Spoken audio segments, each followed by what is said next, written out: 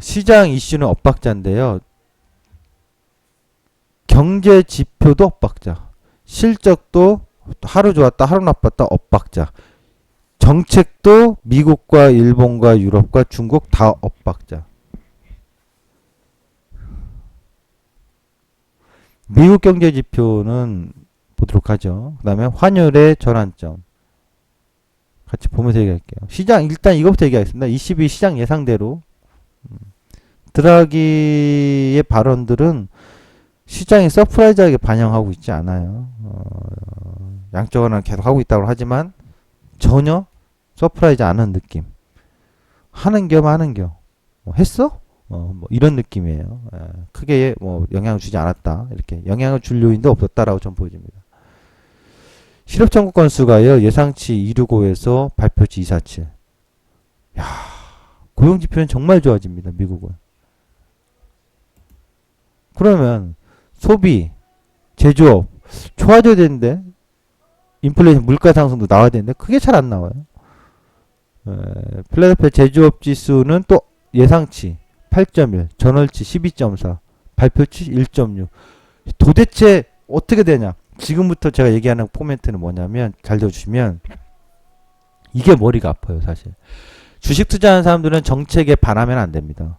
지금 어찌 보면 미국은 우리 자신 있어, 우리 자신 있어 임마. 우리는 자신 있다고. 우리는 미국 우리 방향 원하는 방향대로 가고 있고 양적 완화 종료했고 기준금 인상했지. 우리 또 할 수 있어. 너 왜 안 하냐 니네?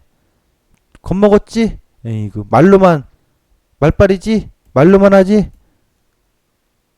아니야 우리 할 수 있다고. 근데 금리 인상 못해. 근데 하긴 한다고 해요 분명.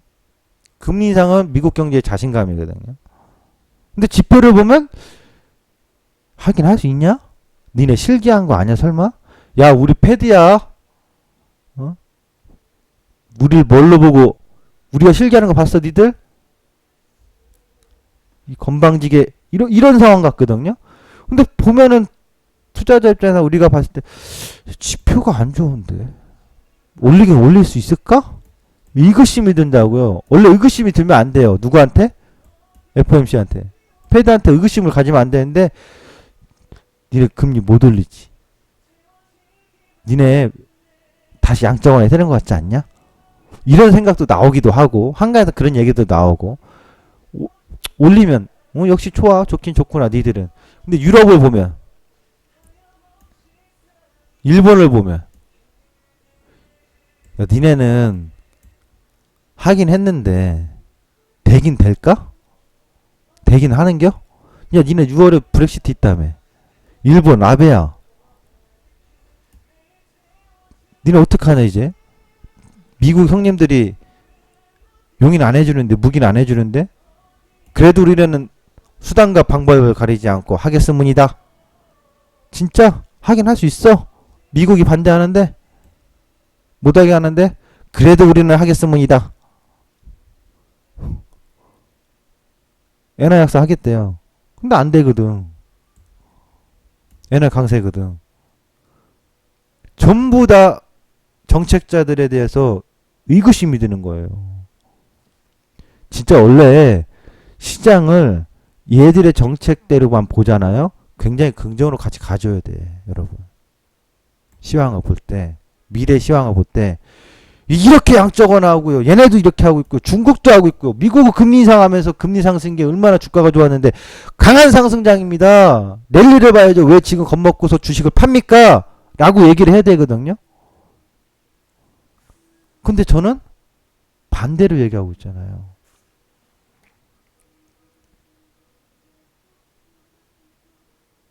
이게 한 가지 의구심을 가져야 돼요. 전 스스로 의구심을 가져요. 내가 지금 전략을 보면서 전체적인 경제 상황이라든가 이 펀더멘탈 거시경제적인 것들을 잘 보고 있는 건가? 미세한 것도 잘 보고 있는 건가? 근데 제가 보는 뷰에서는 의구심의 눈초리를 시장의 참여자들이 보고 있다. 돈이 그렇게 보고 있는 거라고 생각해요. 그렇게 저는 분석을 하고 있고 만에 하나 바뀌면 야 정말 쟤네들이 미친 듯이 돈발로 끌어올리려고 하는구나 하면 그때 바꿔주면 돼요. 절대 서둘러서 흔들려서 가서는 안 돼요. 지금은 시장에 이런 상황들이 의구심의 눈초리가 뭔가 있다라는 걸 지울 수가 없어요. 특히 중국은 더합니다. 이거는 이제 언제 나올 거냐. 이번에 시장이 5월 달에 흔들릴 만한 요인의 이슈를 생각해 보면 뭐냐면 다음 주 26, 27일 날 FOMC 회의가 있는데 동결될지 인상될지 아무도 몰라요. 근데 인하는 아니잖아. 셋 중에 하나. 아니잖아요. 동결일 경우와 인상일 경우를 생각합니다. 인상이라고 하면 어떻게 되겠어요? 이런 옐런 아줌마 그럴 수 있어? 말을 하고 해서 올려야 될 거 아니야.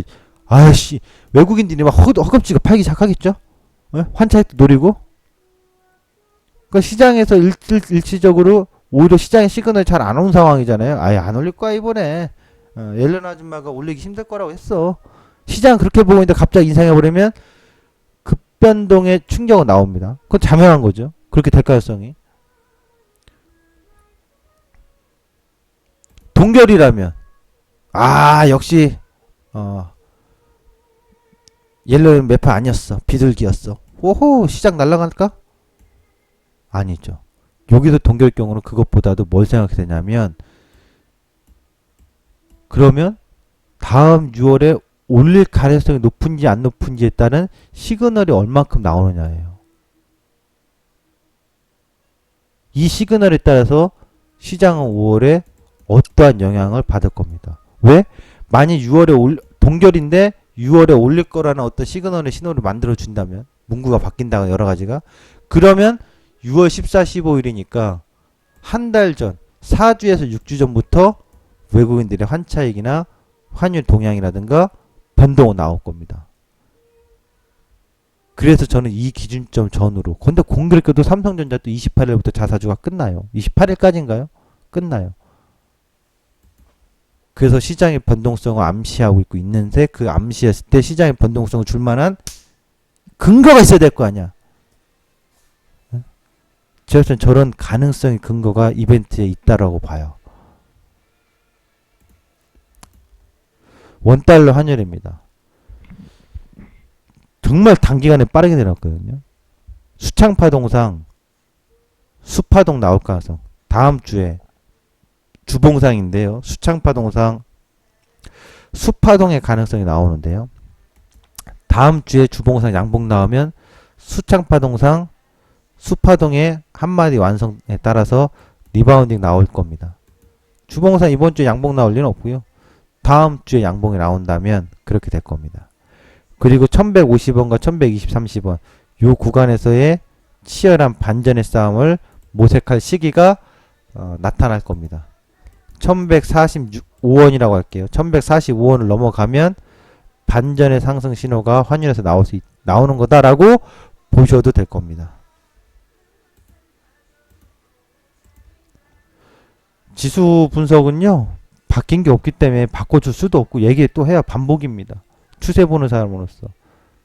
오늘 다시 한번 기억합시다.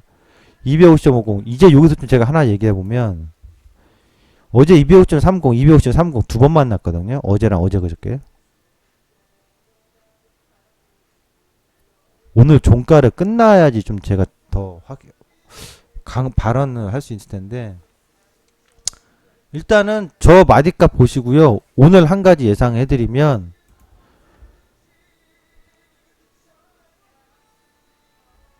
오늘 종가가 지난주 주봉의 종가 있죠? 지난주 주봉의 종가 금요일날 종가 금요일날 종가보다 아래에서 끝난다. 예? 그러면 이번 주 고점을 자꾸 제가 너무 우리가 빠져있으면 안 돼. 이게 고점이다 할 필요는 없어. 어차피 고점 아니어도 다 떨어질 고점 영역이니까. 하지만 예상을 한다면 지난주 금요일 종가보다 오늘 종가가 낮으면 다음 주 변동성 엄청 커요. 예? 2에서 4% 정도예요. 평균. 4% 정도 나올 수도 있어요. 그것만 주목하시면 됩니다. 오늘 하루는 주봉을 완성한 날이라 주봉 입꼬리 달린 양봉으로 끝나지 않겠나 싶습니다. 여기까지 브리핑을 하도록 하겠습니다.